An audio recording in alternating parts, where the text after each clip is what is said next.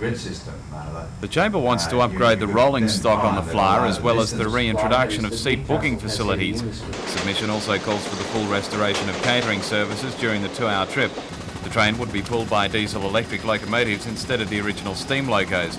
Chamber President Laurie Molyneux says the reintroduction of the flyer will have a great tourist value for the region. Tourism is going to be a very important part of our economy. And I believe the flyer has a long-standing reputation for prestige, one of the prestigious train services in this state, and that with our increased tourist activity, that would be one very important part of the business of bringing tourists to and from Newcastle and the surrounds. Laurie Molyneux says the proposal should be a viable one for the State Rail Authority. I can't see that upgrading it would do anything other than increase patronage. But as far as the SRA is concerned, according to a spokesman, it's planned to replace the flyer with an electric interurban service by the end of this year. The State Rail Authority has already taken delivery of 50 of the 80 new carriages, which will be used on the electrified run.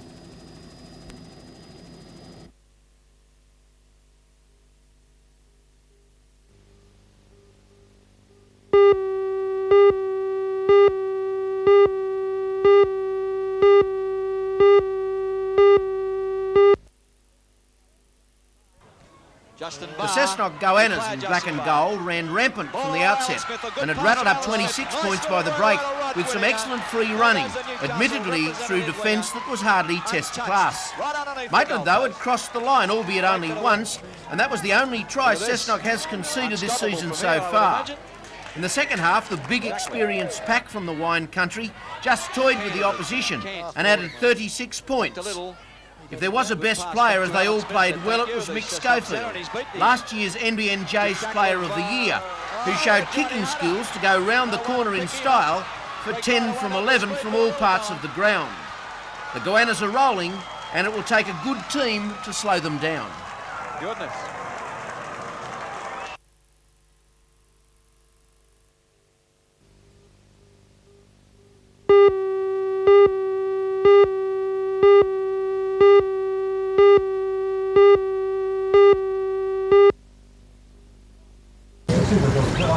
Although the animal shelter has been operating at Blackbuck Reserve for the past 3 years, those associated with the clinic, the Native Animals Trust Fund and the Central Lions Club gathered for the official opening today. The main function of the shelter is to provide care for orphaned animals that are found on the reserve or brought to the park ranger from other areas.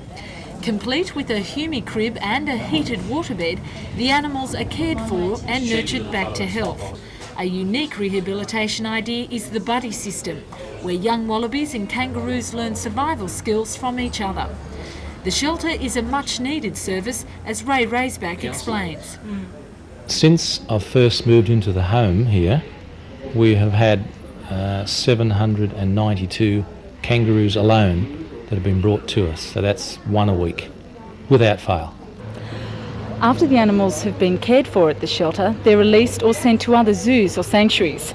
But if they're lucky enough, some get an overseas trip, like Monty, who'll be going over to China at the end of this year.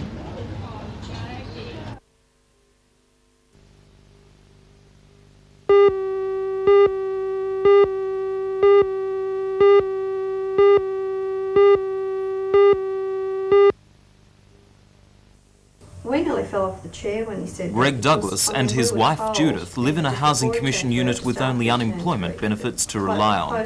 A month ago, Judith was diagnosed as having a hole in the heart, and so far her medical bill has totalled $450. As well, their tiny 3-year-old son Peter was born with a congenital heart defect. On top of that, Greg's 1-year-old daughter April suffers cerebral palsy and requires treatment by a physiotherapist. Greg and Judith recently had the phone put on to stay in contact with doctors, and the first bill, including the connection fee, is $285. Greg spends much of his time driving his family to and from medical treatments, and when his elderly Falcon suffered a major breakdown, it was almost more than he could bear. Today, help arrived in the form of John Britton from the Terminally and Chronically Ill Children's Association of New South Wales. The association will pay the telephone bill. The Lake Macquarie Private Hospital, where Judith has been receiving treatment, today waived her medical bill. Neighbours have chipped in, giving the family what money they can spare. Greg is not happy asking for charity, but could see no other way. But you've got to look after your family, and that's the whole thing. And sort of, I just do it.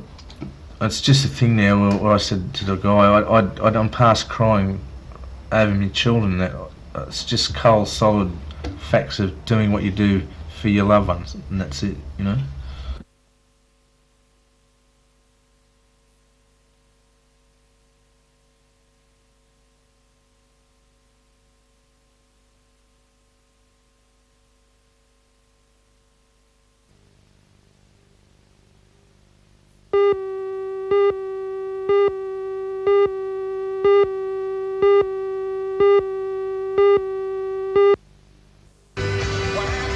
TKO was the first venture by Newcastle's Lamb family into the media industry, but of late the station has fared poorly, languishing at third overall in the ratings. The family company Broadcast Investments will sell 2KO and 2MC at Port Macquarie to Wesgo in a deal that is rumoured to be worth $11 million. Insiders say the announcement will be a shares deal.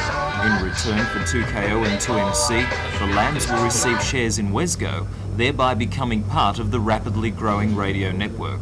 Wesgo was formed in 1982 by the merger of Sydney's 2WS and 2GO at Gosford, and now owns stations at Brisbane, Gympie and Rockhampton, and interests in stations in Melbourne, Launceston, Wagga and Young.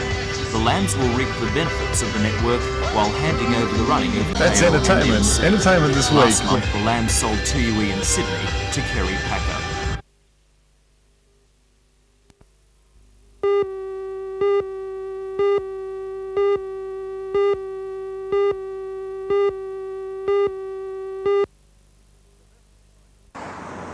The Veteran Cyclist Marathon is nearly 3 times as long as the Commonwealth Bank Sydney to Brisbane Classic. Sponsored by the Apple and Pear Corporation, it's just under 3,000 kilometres in 20 days.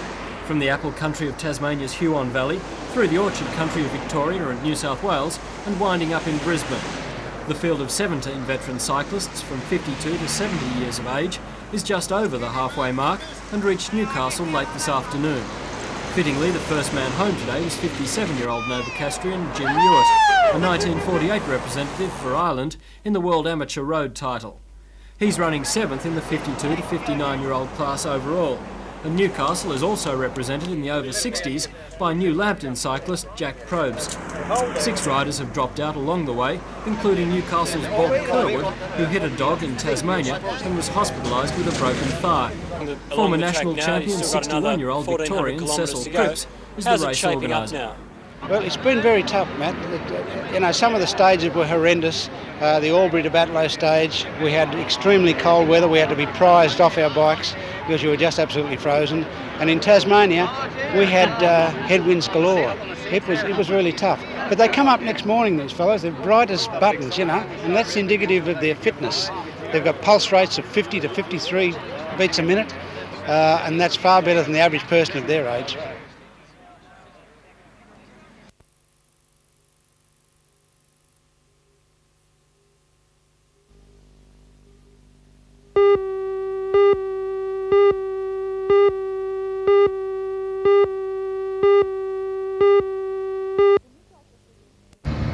The Newcastle City Administrator, Mr Colin Saunders, has refused to renew the lease on the Bar Beach Pavilion, which houses Lloyd's International Seafood Restaurant. Mr Saunders says the refusal is because the leasee, Mr Lloyd Moffat, hasn't kept up his end of the bargain. And there have been complaints that the kiosk, which is attached to the restaurant, hasn't been opened at certain times. We'll have more details on this story tonight on NBN News at 6.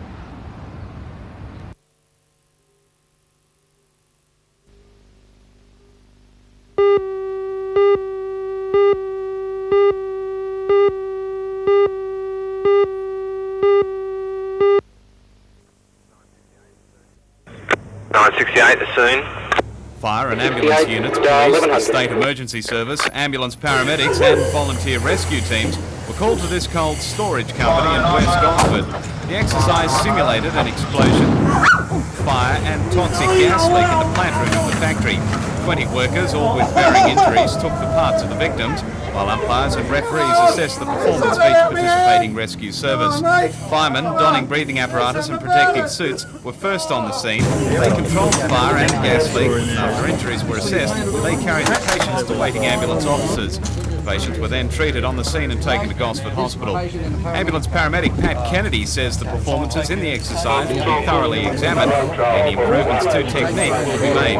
He says the need for this first joint exercise has come from the increased demands placed on rescue services in recent times. Quite a unique setup. It's the first time we've really had an exercise in the Gosford area, let alone one in the cold storage area. We've had a number of unfortunate incidents in Sydney over the last few weeks involving fires within hospitals, explosions in factories and chemical leaks, and we've decided that we'd bring that experience up to Gosford for the first time and test out our resources up in the Gosford area. How's an exercise like this assessed? Well, all the umpires at the end of today, every officer concerned will go back to the Point Clare ambulance station where they'll be holding an official debriefing session. And after that, once again, the umpires submit written reports to the various authorities saying how they think the exercises can be improved for the future. So it's a pretty foolproof method.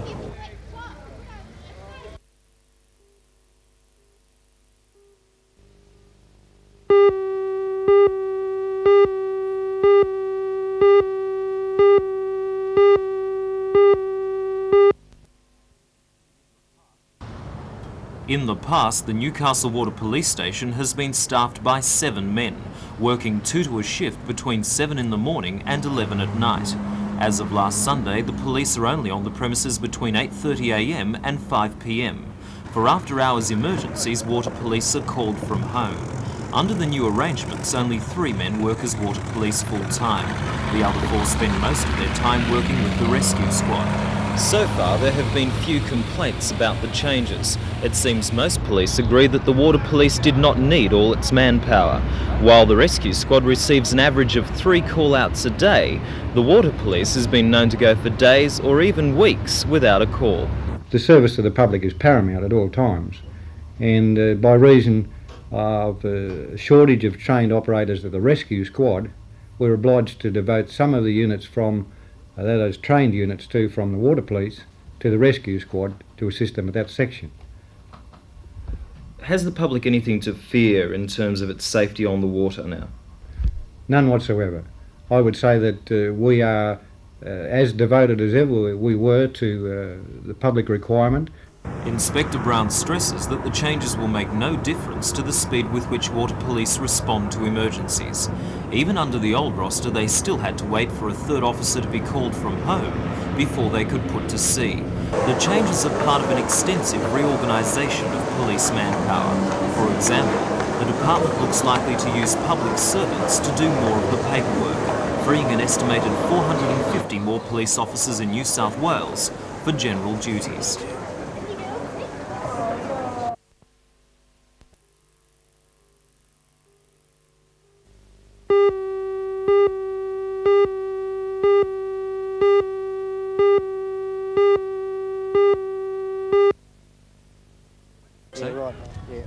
Western Suburbs came from behind 14-12 at half-time to beat a South Side that attacked with enthusiasm at times but failed to tackle with the same gusto. West on occasions, though, were a little better.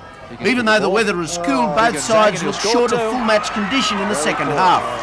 South went to an 18-12 lead but failed to contain the Rosellas, who had more purpose. West got to the lead after this try by Glenn Murray. It was his second. Greg Egar made the break.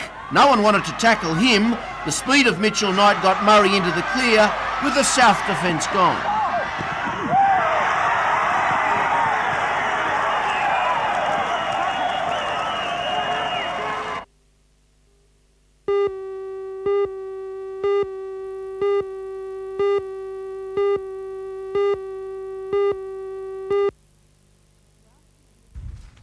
Grass skiing was introduced to Australia from Europe, where snow ski racers found it the perfect method of training during the summer months. That was 20 years ago. Since then, it's developed as a sport in its own right, and Australia is now ranked within the top 5 countries in the world. The state championships at Mulbring this weekend attracted 5 members of the Australian squad who competed in the slalom, giant slalom and dual slalom events. When the dual slalom, what we have is 2 men or 2 women skiing, one against the other. The objective is to have 2 runs, 1 of each course, and then they combine the times and the fastest goes through to the next round. The slowest, of course, is eliminated. Best performers in the men's events were Chris Rogers, Craig White and David Reed. In the women's, 13-year-old identical twins Kylie and Justine Williams dominated the field. Australia will compete in the World Championships next year. The squad expects to acquit itself well. Next year, with the World Championships in Japan, we're expecting to do very well. Everyone's very keen after last year's circuit in Europe, and we've stepped up our training program, so now we're training every day of the week, racing every weekend. I think we're going to have someone definitely up in the top 3 or 4. We're hoping for a win, but I think we have 4 or 5 in the top 10.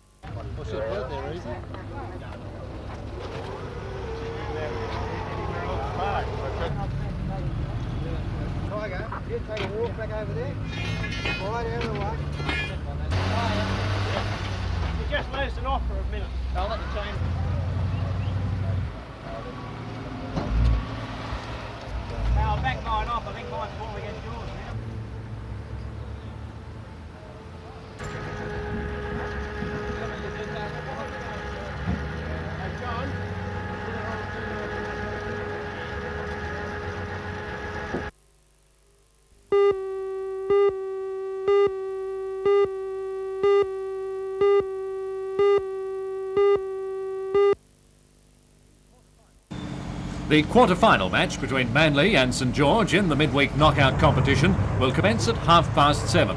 $20,000 worth of temporary lighting is in place, as is the now necessary ground artwork. And league manager Graham Hards says ticket sales have been strong. Ticket sales are going along tremendously well. We're a little disappointed with the weather, but we still believe we'll get a huge crowd. They'll bring their raincoats and umbrellas and enjoy a great game of rugby league. The Manly players had an early training run at Townsend Oval this morning and then retired to their motel rooms to relax over a game of cards.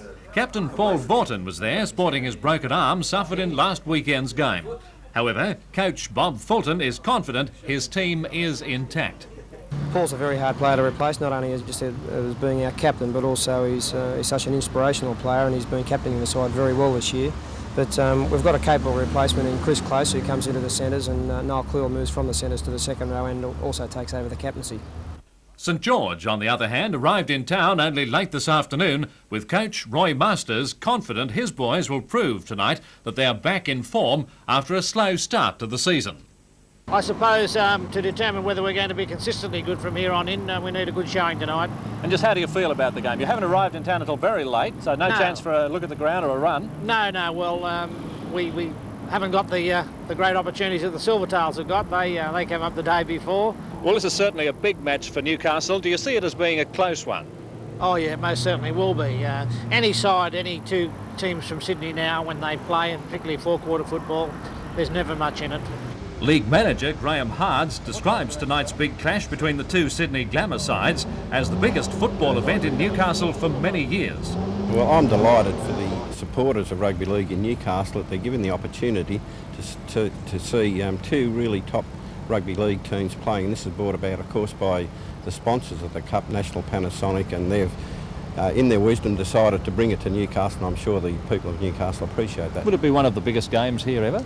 Oh yes, I'd say it would be. To go back to the era of '64 when Newcastle was in the State Cup. We attracted huge crowds then when the Sydney sides came up and played Newcastle.